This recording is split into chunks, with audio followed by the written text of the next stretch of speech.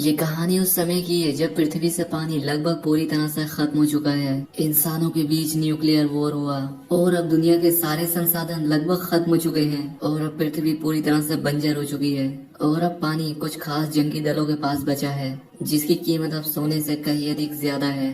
कहानी शुरू होती है और एक बंजर जगह पे मैक्स नाम के एक आदमी को दिखाया जाता है।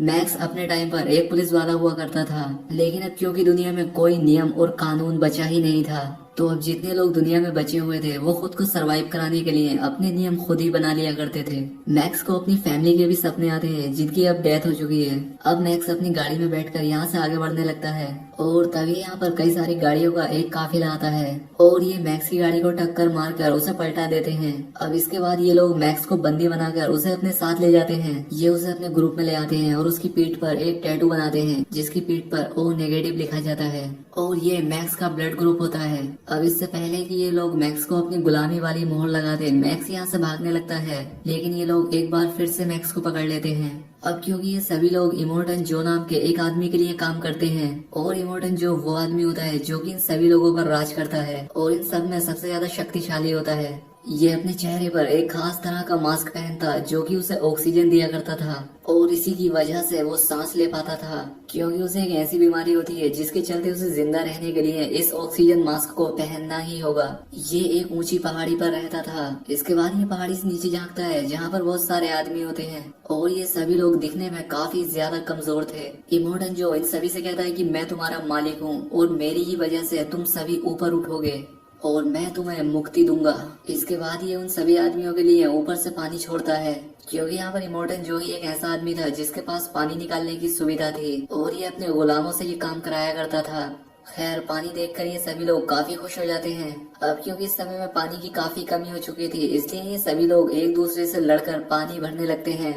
इसके बाद सीन चेंज होता है और हमें एक लड़की को दिखाया जाता है जिसका नाम फ्यूरियोसा होता है और ये भी इमोर्टन जो के लिए ही काम किया करती थी और ये इमोर्टन जो के लिए एक फ्यूल स्टेशन से फ्यूल लेने के लिए जा रही होती है। लेकिन इससे पहले कि ये फ्यूल स्टेशन तक पहुंच पाती, ये अपनी गाड़ी को ईस्ट की तरफ मोड़ लेती है। अब यहाँ पर उसका एक आदमी आकर उससे कहता है कि हमें तो सीधा जाना था, लेकिन फ्यूरियोसा उससे कहती है कि नहीं, हम ईस्ट की तरफ ही जाएंगे। अब क्योंकि फ्यूरियोसा इन सभी लोगों की सीनियर होती है, इसलिए कोई भी उसका कहना टाल नहीं सकता था और इसलिए ये सभी लोग ईस्ट की तरफ मुड़ जाते हैं। अब इन लोगों को ऐसा करते हुए इमोर्टन जो एक दूरबीन से देख लेता है। अब इसके बाद वो भागता हुआ एक चैम्बर के अंदर जाता है और यहाँ पर इसने 5 लड़कियों को बंदी बनाकर रखा था और ये सभी लड़कियाँ उसने अपने बच्चे पैदा करवाने के लिए कैद कर रखी थी ताकि वो उसका वंश आगे बढ़ा सके। लेकिन वो 5 लड़कियाँ यहाँ से गायब होती है। वो समझ जाता है कि फ्यूरियोसा ने उससे गद्दारी की है और वो उन्हें अपने साथ ले गई है। अब वो अपने लोगों से उनका पीछा करने के लिए कहता है। अब इमोर्टन के आदमी ये बात सुनकर काफी खुश हो जाते हैं, क्योंकि वो उसे अपना भगवान मानते थे और वो इसके लिए अपनी जान भी देने के लिए तैयार हैं। अब ये जो इमोर्टन की आर्मी होती है इसका नाम वॉर बॉयज होता है और न्यूक्लियर रेडिएशन के चलते इन्हें एक बीमारी होती है जिससे कि इन सभी लोगों को खून की जरूरत होती है और इसीलिए इन लोगों ने मैक्स को बंदी बना रखा था। अब यहाँ पर हमें नुक्स नाम के एक वॉर बॉयज को दिखाया जाता है जो कि फ्यूरियोसा को पकड़ने के लिए काफी उतावला होता है। वो अपनी गाड़ी के आगे मैक्स को बांध देता है और मैक्स की बॉडी से पाइप के जरिए खून निकल रहा होता है जो कि उस वॉर सोल्जर की बॉडी में जा रहा था ताकि इससे उसे ताकत मिलती रहे और जरूरत पड़ने पर वो इमोर्टन जो के लिए अपनी जान भी दे दे। यहाँ पर इनके लिए शहीद होना बहुत ही गर्व की बात थी। दूसरी तरफ हमें फ्यूरियोसा को दिखाया जाता है जो कि दूसरे लोगों के इलाके में पहुंच चुकी थी और उस इलाके के लोग गाड़ी लेकर उसका पीछा करना शुरू कर देते हैं। अब यहाँ पर फ्यूरियोसा के जितने भी साथी थे एक एक करके सभी मारे जाते हैं। अब इमोर्टन जो के वो आदमी जो कि फ्यूरियोसा को पकड़ना चाहते थे वो यहाँ पर पहुँच जाते हैं। अब जो दूसरे इलाके के लोग थे वो उनसे लड़ने लगते हैं और एक एक करके उन सभी को मार भी देते हैं। लेकिन इससे पहले कि ये फ्यूरियोसा को पकड़ पाते, सामने से एक बहुत ही बड़ा रेत का तूफान आ जाता है। फ्यूरियोसा अपने ट्रक लेकर उस तूफान के अंदर चली जाती है, लेकिन वो वॉर सोल्जर जिसके आगे मैक्स बना होता है वो भी फ्यूरियोसा का पीछा करते करते उस तूफान के अंदर चला जाता है। जब वो फ्यूरियोसा की गाड़ी के पास होता है तब वो अपने गाड़ी के अंदर पेट्रोल डालने लगता है ताकि वो खुद की गाड़ी को आग लगाकर फ्यूरियोसा को रोक सके। लेकिन इससे पहले कि वो ब्लास्ट कर पाता, मैक्स उसका हाथ पकड़ लेता है और इसके बाद उसकी गाड़ी फ्यूरियोसा के ट्रक से टकरा जाती है और यहाँ पर वॉर सोल्जर की गाड़ी पलट जाती है। इसके बाद हमें सुबह का सीन दिखाया जाता है जहाँ पर तूफान अब पूरी तरह से रुक चुका था। यहाँ पर मैक्स तो जिंदा होता है लेकिन वो वॉर सोल्जर मारा गया था। वो यहाँ पर मैक्स के साथ जंजीर से बंधा होता है, इसलिए मैक्स उसे अपने कंधे पर उठाकर फ्यूरियोसा की गाड़ी की तरफ बढ़ने लगता है। दूसरी तरफ फ्रियोसा अपने साथ जिन 5 लड़कियों को लेकर भागी थी वो सभी लड़कियां यहाँ पर उसके साथ होती हैं। अब यहाँ पर आकर मैक्स उन पर अपनी गन पॉइंट कर देता है और उनसे अपनी जंजीर काटने के लिए कहता है। और जब एक लड़की जंजीर काट रही होती है तब फ्रियोसा मैक्स के ऊपर अटैक कर देती है। अब यहाँ पर इन दोनों के बीच फाइट होने लगती है और तभी वो वॉर सोल्जर जो कि मैक्स के साथ जंजीर से बंधा था वो उठ जाता है, क्योंकि वो मरा नहीं था, वो तो सिर्फ बेहोश हो गया था। वो किसी भी कीमत पर फ्रियोसा को पकड़ना चाहता है ताकि मॉर्टन जो उसे शाबाशी दे और उसे मुंह मांगा इनाम भी। अब यहाँ पर मैक्स और वो वॉर सोल्जर दोनों मिलकर फ्रियोसा को अपने कब्जे में ले लेते हैं। अब वॉर सोल्जर ये देखकर काफी खुश हो जाता है, वो मैक्स की जंजीरें भी काट देता है। लेकिन यहाँ पर मैक्स उसे घूंसा मारता है और खुद वो ट्रक लेकर यहाँ से निकलने लगता है। फ्रियोसा के साथ यहाँ पर जो 5 लड़कियां होती हैं वो उनसे कहती है कि अगर तुम बचना चाहती हो तो मेरे साथ चलो, क्योंकि पीछे से इमोर्टन जो की बहुत ही बड़ी तादाद हमें पकड़ने के लिए आ रही होगी। अब फ्रियोसा उस गाड़ी की तरफ बढ़ती है जो मैक्स लेकर यहाँ पर चला था। दरअसल वो कुछ दूर आगे जाकर ही बंद हो गई थी। यहाँ पर फ्रियोसा उससे कहती है कि मैंने इस गाड़ी में एक सीक्वेंस सेट कर रखा है और इस ट्रक को सिर्फ मैं ही चला सकती हूँ। और अब इसीलिए मैक्स इन सभी को भी अपने साथ गाड़ी में बैठा लेता है। अब ये सभी लोग आगे बढ़ने लगते हैं और एक बहुत ही बड़ी सी चट्टानों के पास पहुंच जाते हैं। अब यहाँ पर भी एक गैंग होती है और ये इलाका उस गैंग का होता है। यहाँ पर फिरोजा कहती है कि मैंने इन लोगों से एक डील की थी कि ये हमें यहाँ से जाने देंगे, लेकिन अब मुझे पता नहीं कि ये लोग हमें यहाँ से जाने देंगे भी या नहीं। वो यहाँ पर उन 5 लड़कियों से और मैक्स से गाड़ी के अंदर छिपने के लिए कहती है और इसके बाद वो ट्रक से उतरकर उन आदमियों से बात करने की कोशिश करती है। यहाँ पर इस दूसरे ग्रुप का सरदार फ्रियोसा से कहता है कि तुमने कहा था कि कुछ ही लोग तुम्हारा पीछा करेंगे, लेकिन यहाँ पर तो 3 जंगी टुकड़ियाँ तुम्हारा पीछा कर रही हैं। अब क्योंकि फ्रियोसा ने यहाँ से गुजरने के बदले इन्हें डीजल देने का वादा किया होता है, जो कि फ्रियोसा के ट्रक के पीछे जुड़े एक गोल से टैंक के अंदर था। लेकिन इससे पहले कि फ्रियोसा उस टैंक को अलग कर पाती, वो देखती है कि इमोर्टन जो अपने आदमियों के साथ इन तक पहुंचने वाला है और अब इसीलिए मैक्स गाड़ी स्टार्ट करता है और यहाँ से निकलने लगता है।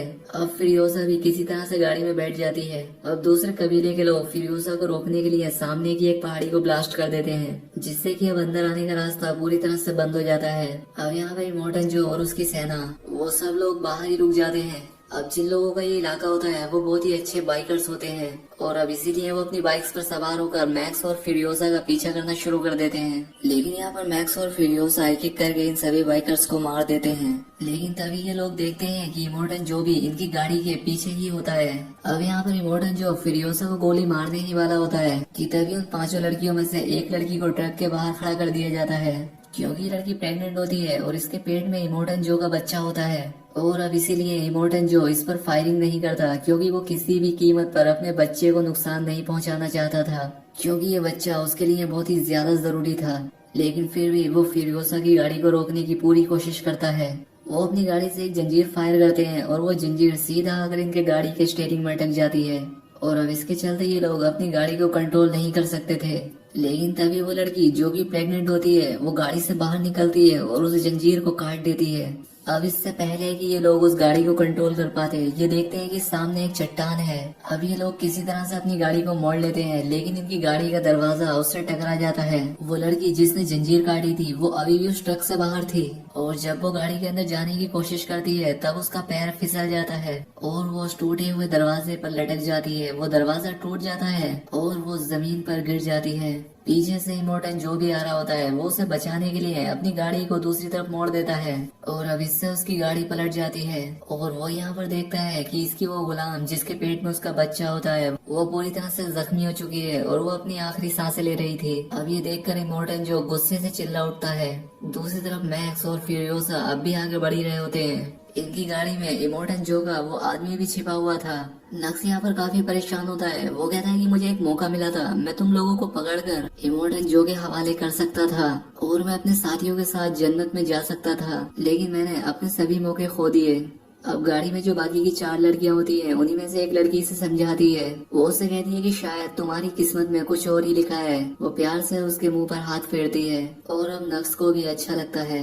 अब इन लोगों को चलते चलते पूरा दिन हो चुका था और अब रात हो चुकी थी। यहाँ पर मैक्स और फ्रियोसा देखते हैं कि अभी भी इमोर्टन जो की गाड़ियों का एक बहुत ही बड़ा काफिला इनका पीछा कर रहा था और इसीलिए मैक्स जमीन पर डायनामाइट बिछाकर अपनी गाड़ी लेकर वहाँ से आगे बढ़ जाता है। और जब इमोर्टन जो के आदमियों की गाड़ियाँ उस डायनामाइट के ऊपर आती हैं तब वो ब्लास्ट हो जाती है और इस वजह से इनकी बाकी की गाड़ियां यहाँ पर रुक जाती हैं। लेकिन फिर भी यहाँ पर एक गाड़ी बचकर आगे निकल जाती है और वो अभी भी मैक्स और फ्रियोसा की गाड़ी का पीछा कर रही थी। और इससे पहले कि मैक्स और फ्रियोसा यहाँ से आगे निकल पाते हैं कि उनकी गाड़ी का टायर एक दलदल के अंदर धंस जाता है और अब इस वजह से ये लोग आगे नहीं बढ़ पा रहे थे।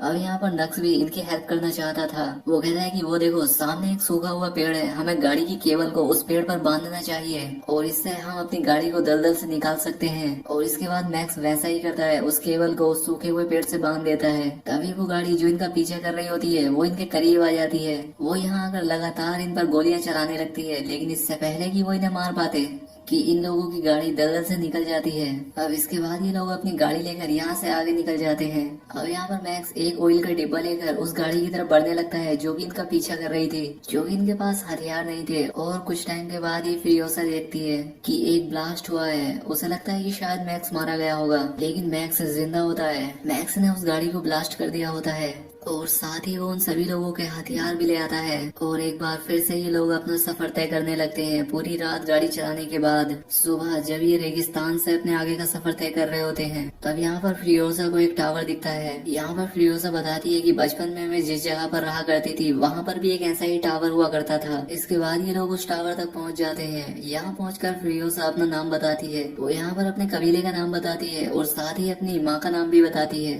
और इसके बाद इसके पास बहुत सारे बाइकर्स पहुंच जाते हैं और ये सब की सब औरतें होती हैं। यहाँ पर फ्रियोसा अपनी माँ से भी मिलती है। ये सभी औरतें फ्रियोसा को पहचान लेती हैं। यहाँ पर फ्रियोसा बताती है कि ये जो मेरे साथ 4 लड़कियां हैं मैं इन्हें ग्रीन प्लेस ले जाना चाहती हूँ। लेकिन तभी यहाँ पर एक बूढ़ी औरत इन्हें बताती है कि जिस जगह को पीछे छोड़कर तुम आ रहे हो वही ग्रीन प्लेस था। वो कहती है कि हाँ वो पहले रहने लायक था लेकिन अब वो रहने लायक नहीं बचा। अब ये बात सुनकर फ्रियोसा को काफी दुख होता है। इसके बाद ये लोग प्लान बनाते हैं कि ये लोग सूखे हुए समंदर के उस पार जाएंगे ताकि ये अपने लिए नया ढूंढ सके। लेकिन यहाँ पर मैक्स उनके साथ जाना नहीं चाहता था। वो कहता है कि मैं अपना रास्ता खुद ही ढूंढ लूंगा।